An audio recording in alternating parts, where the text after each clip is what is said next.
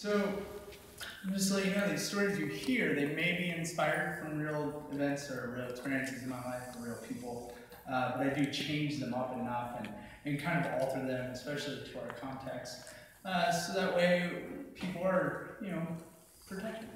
And so in that spirit, I invite us into a word of reflection. I showed up at the door, having been called. It was work related, and I really just needed a brief moment to get some information. It was kind of pressing, and so I needed to get it done. That was my goal. It was a goal-oriented experience. And I knocked on the door, and the door was opened by a hunched-over elderly man who was bent from a life of fullness, a life of vibrancy.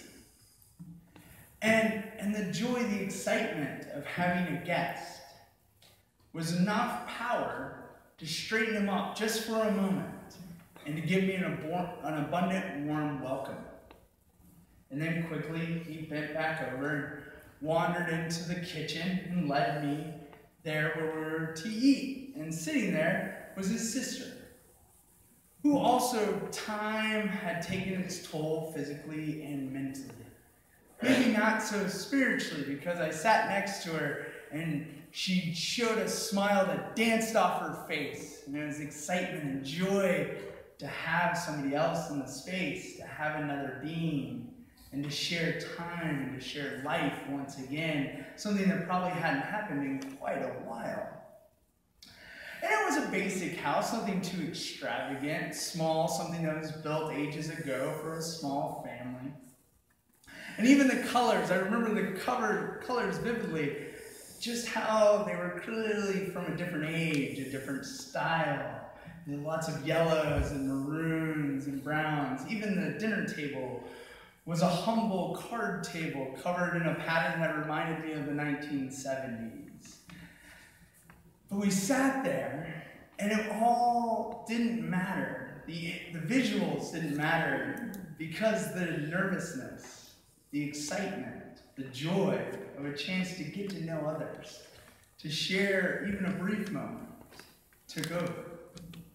And it was a lunch meeting, and so my original host was in the small kitchen, bouncing all over the place like a pinball machine, and trying to get everything ready. And then all of a sudden the alarm for the oven started buzzing off, letting us know that the meal was ready. And he opened the door and pulled something out I had never seen before and didn't know existed, and actually haven't really seen since, although I haven't been looking.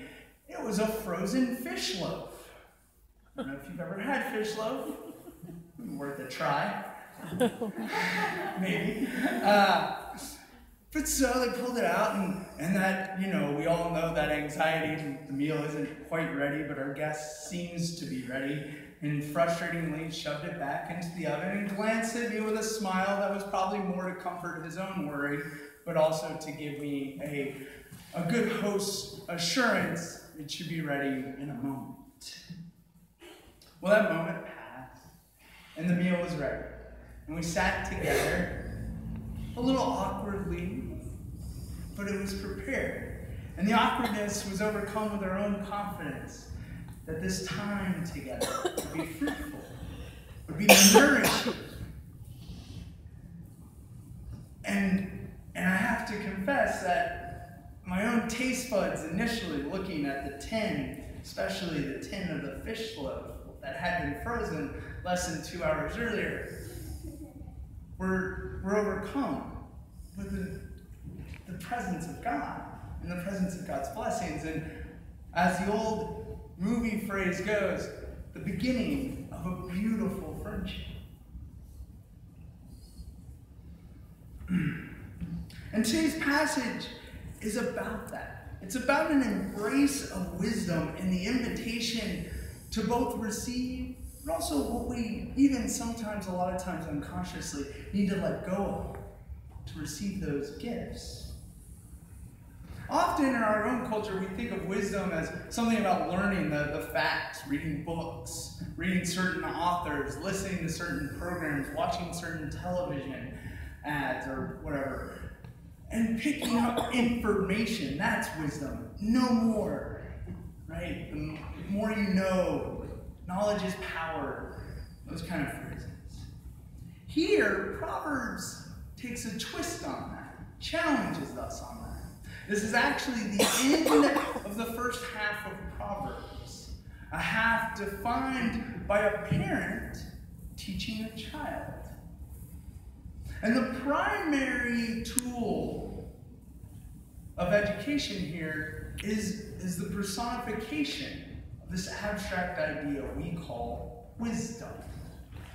It's a person we can have a relationship with, a person who calls to us, a person who doesn't just invite us, but a person who entices us, who almost makes us come. I mean, seriously, I think if we rewrote the scripture passage and maybe changed out, if we changed out something or maybe just added the eternal chocolate fountain, it would become even more enticing. So good job, kids. I'm even more ready to go now. But it's that. It's such an invitation. It's a person who's, you just can't resist, no matter what actually the spread is. Just the idea alone. You're willing to drop everything, reschedule everything. And trust me, I'm a person that if you invited me to something an hour prior to it, it's like 70-30 chance that I'm not going to go. But man, this is such an invitation. You got to take it. You got to grab it. And it's almost so important that we want to take a second maybe to think about, wait, who's not going to this party?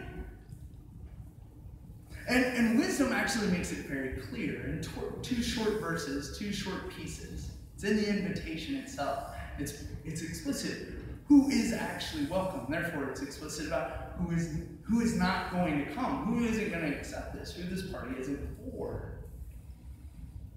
And it's for anyone who doesn't need any more nourishment. It's for anybody who doesn't need any more knowledge. It's for anybody who's just accepted what is. That's just the way it is. That's how it's going to be. It's the person who lives in the assumptions, the person who has accepted their fears as the defined way of life. It's the person who, later in the passage, this invitation will be contrasted with an invitation to folly, to lady folly.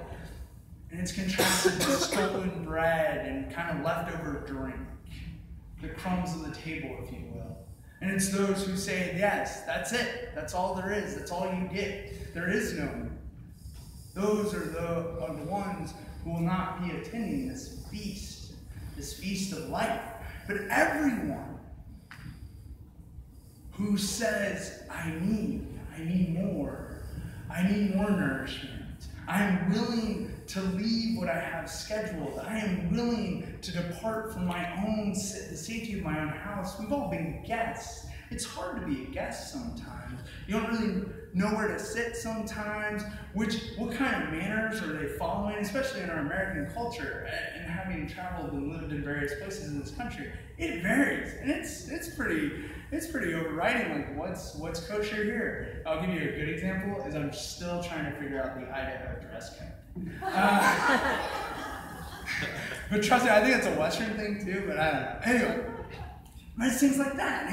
It's being a guest is hard. Being new is hard. You're trying to, where's the restroom? Where am I? Where are the exits in case this really gets bad? Things like that. It's hard to be a guest. But those who are going to go to this feast are the ones who forget all of it, who let all of that go, who are willing to take a risk and to follow that stranger calling from a mountain. And you know what? Actually, in the passage, it's not even the hostess who's calling people. It's her servants. So you don't even really know who's throwing this party. You got to take the risk. And it actually parallels Christ's invitation. Christ says, I didn't come for those who already know. I come for those who seek and yearn to dig deeper. One of the greatest examples of this sort of life, of this sort of perspective and embrace, really comes in science. I think, especially the last, let's say, 200 years of science, there's really been focused in this sort of culture of always seeking, always questioning. And one of the greatest examples, one of the foundational discoveries we have in science, comes from a Christian cleric, Gregor Mendelssohn. And Gregor was a monk, just a humble man who lived the monk life, lived in a monastery, nothing too special. And he had a garden. And he grew some vegetables. And he studied those vegetables. And he observed them. Because, no matter how long humans have, thousands upon thousands of years, Gregor had this kind of wild idea in hindsight that there was something more to learn about God's creation, about God's life and blessings, if he studied and observed these vegetables. And what he discovered was the foundation of genetics.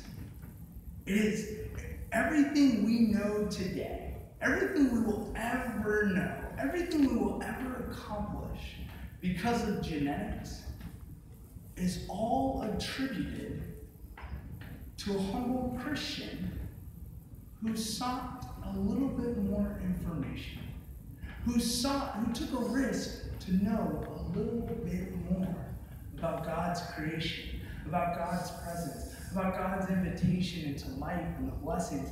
And what Mendelssohn discovered is truly an eternal gift to all of us.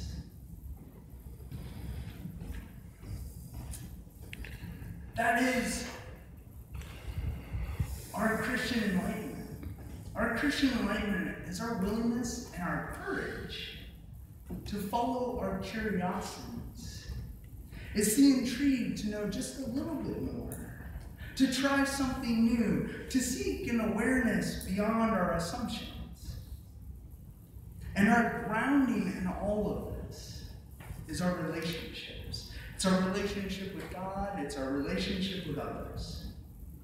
Wisdom, as shown in today's passage, calls us to be guests, to be companions in a feast without end. There is no departure in this passage. The invitation is eternal.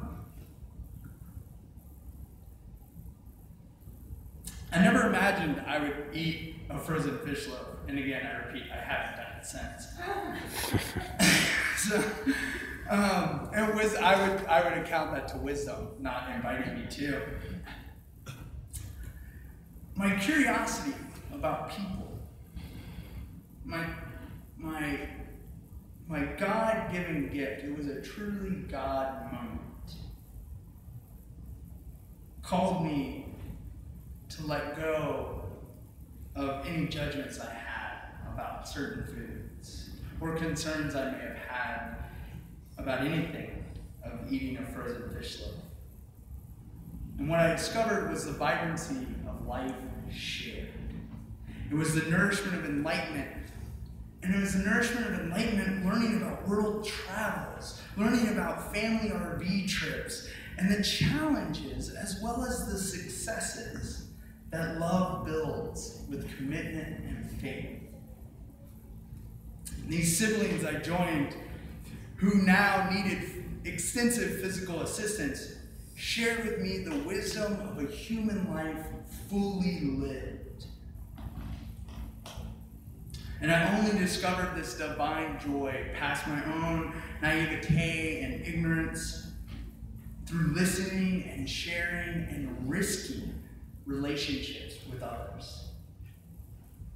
And the bliss of it all was leaving behind my fears and my insecurities and my assumptions about what made me secure and all my jump to conclusions. I was able to leave all those behind and feast on the wisdom's lifelong blessing. And it was truly a gift only God could deliver. It was the gift of an empty fish loaf tin and an overflowing body, mind, and soul. Amen.